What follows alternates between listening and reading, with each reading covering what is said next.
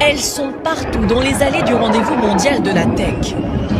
2 lettres, I, A, l'intelligence artificielle pourrait bientôt envahir notre quotidien et se décliner dans chacun des objets qui nous entourent. Et sa manifestation la plus impressionnante réside sans doute dans ces robots, parfois capables de jouer au blackjack, de prendre des photos, de danser en groupe,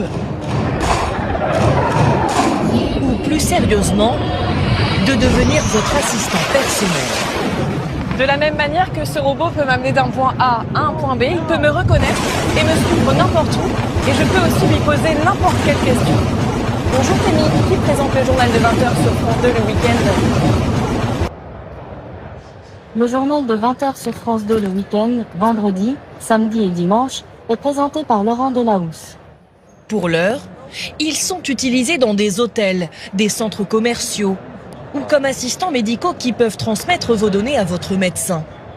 Bientôt, ces robots pourraient aussi se retrouver par exemple sous le toit de personnes âgées.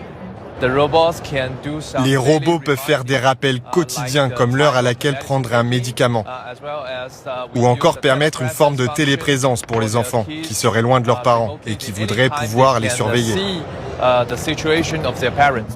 Mais n'allez pas croire que l'intelligence artificielle n'existe que dans ces machines. Elle peut s'inviter partout chez vous. Dans la salle de bain avec cette douche qui adapte la composition de l'eau à votre type de peau. Et même jusque dans votre lit, en analysant votre sommeil.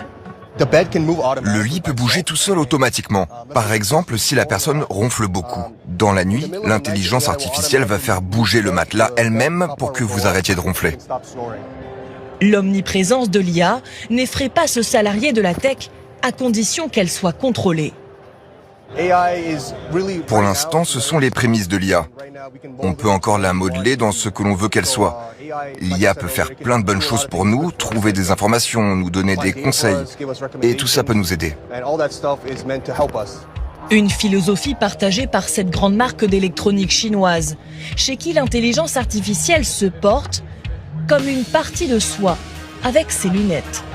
Il faut faire attention à l'excès de l'intelligence artificielle partout, avec des cas d'usage qui servent à rien. Donc nous, on essaie vraiment d'identifier les cas d'usage qui font beaucoup de sens.